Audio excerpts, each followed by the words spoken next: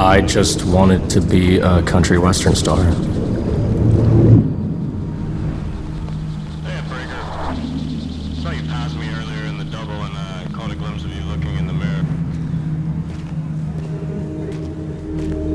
To me, that is somebody like Dolly Parton. That is somebody like Johnny Cash.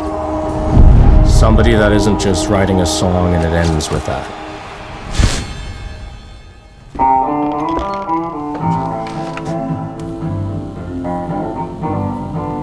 I say I'm from all over the place, which is essentially the truth.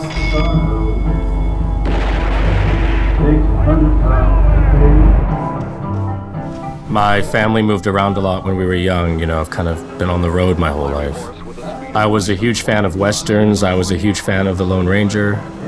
The Lone Ranger. Looking back on it, being this out-of-place, lonely kid, I can really understand why the image of a cowboy connected to me so hard.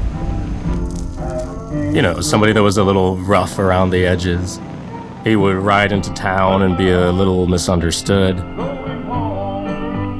I think anybody that's ever felt outside of the mainstream, just kind of on the outskirts, could probably relate to that innate sense of loneliness or otherness.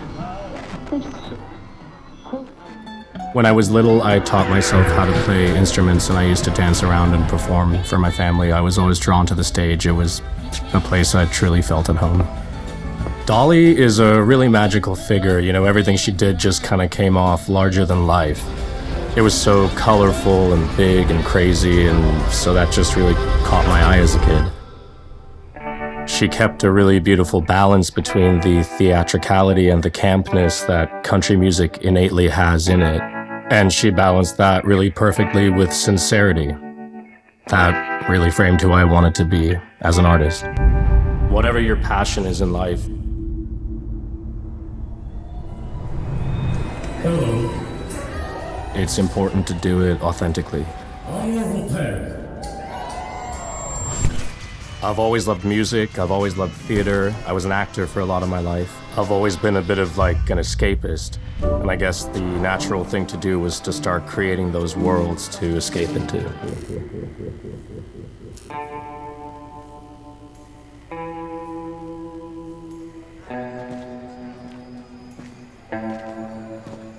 My songwriting process is always a little bit different. Generally, it kind of starts from more of a visual type place, if that makes sense. For Hope to Die on my first record, it was the hardest to write because of that, because I wanted it to sound exactly how I saw it in my head.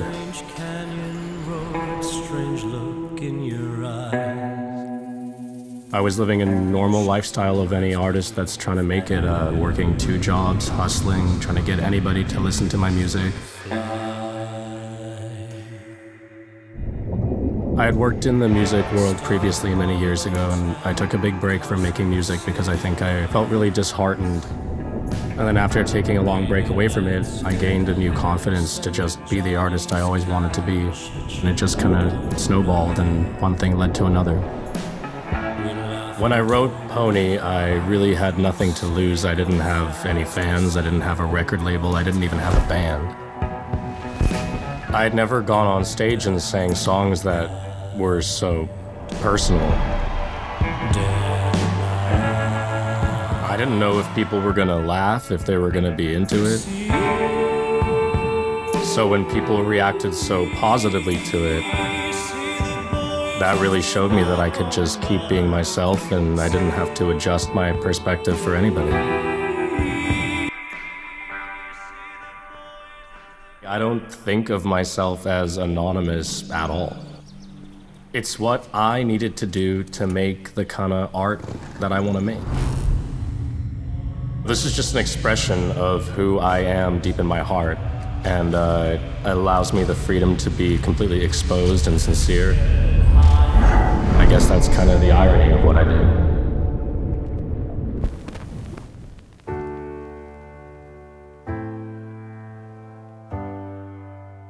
I think Orville's most significant contribution to country music is exactly what he's doing right now, carving a path for himself and then bringing others along with him.